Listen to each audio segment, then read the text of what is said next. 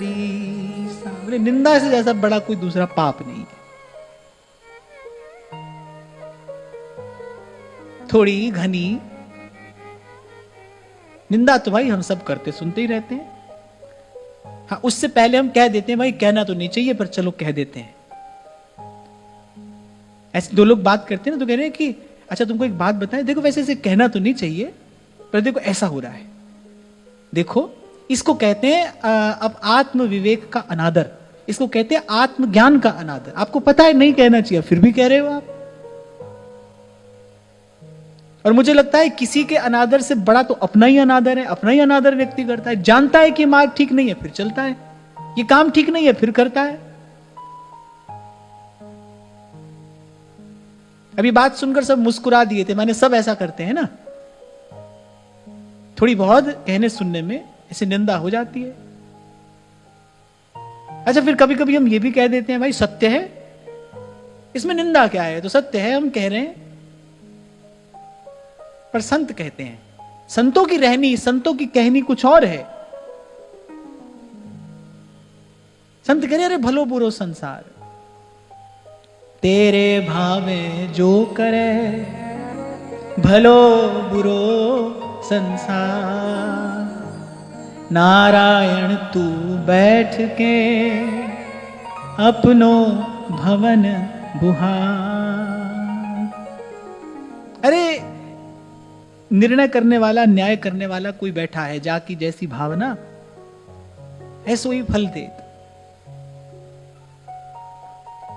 और फिर ध्रुवदास जी तो बहुत सावधान करते हैं, पर निंदा के किए थे आवत कछु नहीं हाथ। ये पंक्ति सदा स्मरण रखनी चाहिए। करे मूर्ख पर्वत पाप को ले चलो अपने साथ। भगवान ने भी नवदा भक्ति का उपदेश करते हुए ये बात कही है, सुपने नहीं देखा पर दूसरा।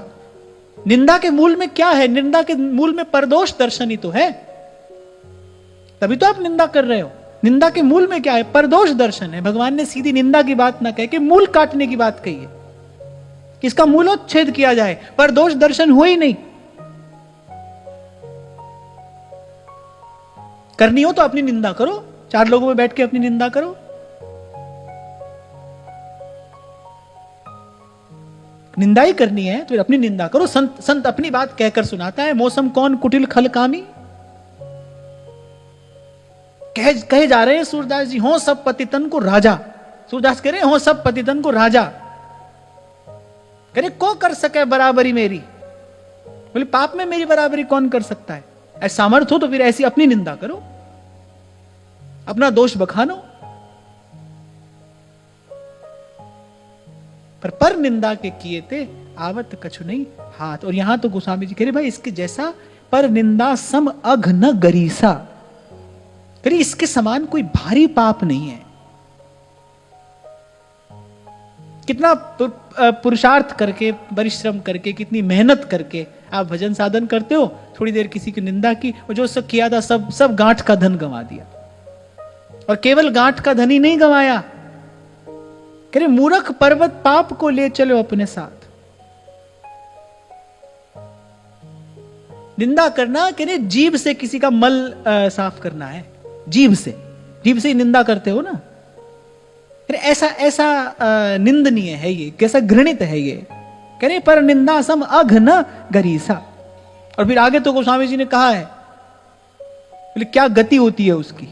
सबके निंदा जे जड़ करही, ते चमगा दूर होई अवतर। सबकी निंदा करने वाला बोले चमगादड़ होकर आता है।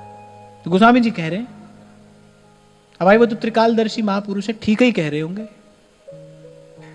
ये जो मूर्ख मनुष्य सबकी निंदा करते हैं चमगादड़ होकर जन्म लेते हैं। चमगादड़ माने जिसके हिस्से अंधकार ही अंधकार आता है, अंधकार ही अंधकार। एक और बात है भाई, होता क्या है फिर ऐसे कहते सुनते ये वृत्ति हमारा अभ्यास बन जाती है, फिर वही बात स्वभाव में आ जाती है। और जो बात स्वभाव में आए उससे छुटकारा पाना लगभग असंभव हो जाता है।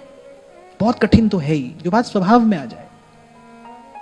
इसलिए मैंने कहा थोड़ा सा भी अपना दोष देखो, दौड़ कर जाओ, प्रभु से प्रार्थना करो, 2 माला करो, नाम जप करो, नाम की ओट लीजिए। प्रभु मैं अपनी संभाल नहीं कर पा रहा हूं, मैं अपने बल अपनी शक्ति से इस दोष को दूर नहीं कर पा रहा हूं, आप कृपा करो। और मैं वाणी को विराम देने से पहले फिर आपसे कह रहा हूं, अपना अनुभव आपसे बांट रहा हूं, आप सच्चे हृदय से प्रार्थना करोगे, प्रभु तुरंत स्वीकार करते हैं। कोई ना कोई बानक बनेगा, कोई ना कोई घटना घटेगी, या तो भीतर घटेगी या बाहर घटेगी, कि आपको उस वृत्ति से, आपको उस दूषित वृत्ति से प्रभु बाहर निकालेंगे।